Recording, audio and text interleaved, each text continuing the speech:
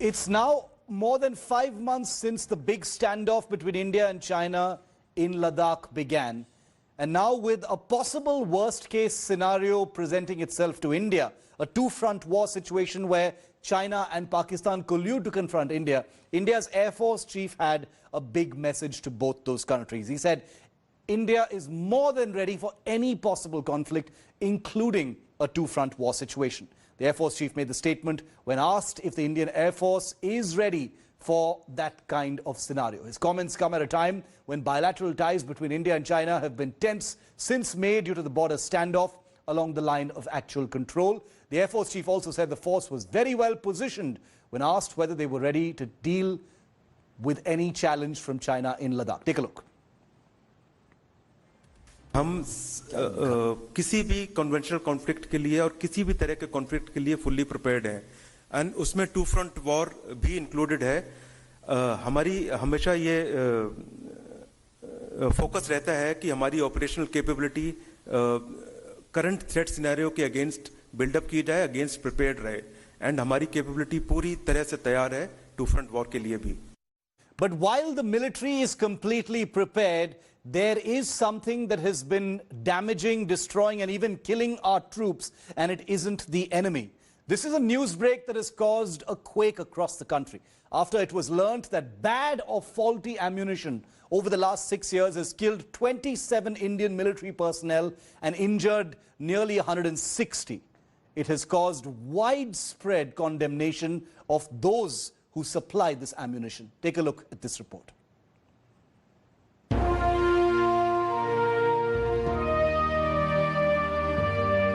"20 army men who gave their lives fighting a treacherous Chinese army in Ladakh's Galwan Valley in June.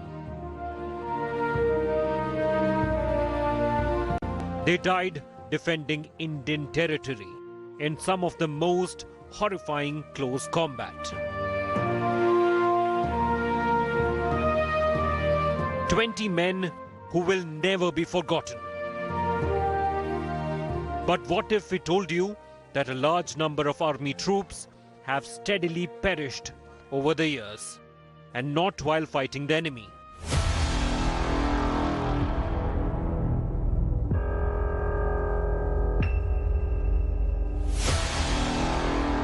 What if we told you that in the last 6 years, a shocking 27 troops have died from freak explosions of faulty ammunition and shells?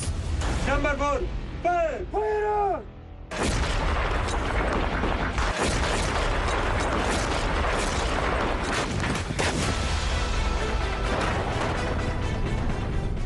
You heard that right. Since 2014, poor quality ammunition has killed 27 troops.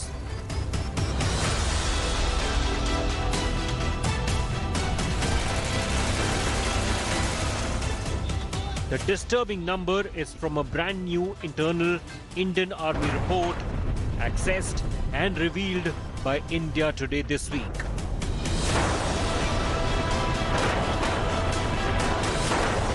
A story that has set the agenda in military circles and caused shock across the country.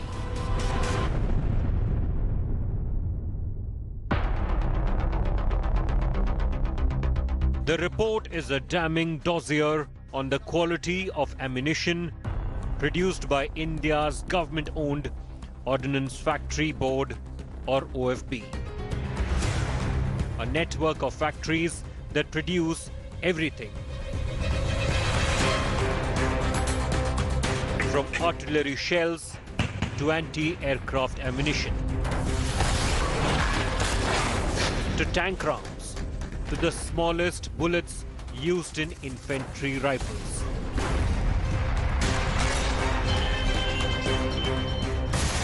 Apart from the disturbing death data, the report has several shocking highlights.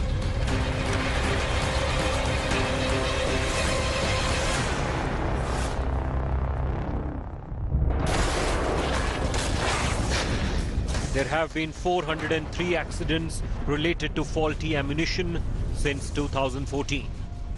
In other words, an accident every single week for 6 years. 159 troops have been seriously injured since 2014 in these accidents, with 13 accidents so far in 2020. And finally, the army report says that funds spent on this dangerously faulty ammunition supplied by the Ordnance Factory Board over the last 6 years amounts to a staggering 960 crore rupees. Enough to purchase 100 medium artillery guns. A truly shocking illustration of the toll in human life and public money. While the army report had caused eruptions within the defense establishment, India Today's news break has triggered a wave of shock and outrage over how the lives of troops have been endangered by poor quality ammunition.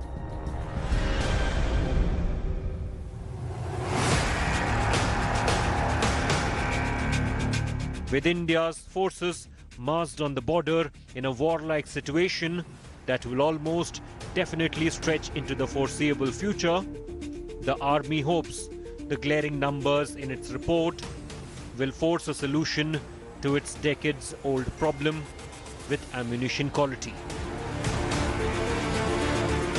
But will accountability be fixed? And will those who've allowed this to happen pay the price? Or will the blood of soldiers prove once again to be an acceptable expense to an indifferent system? With Shiva Arur, Bureau Report, India Today.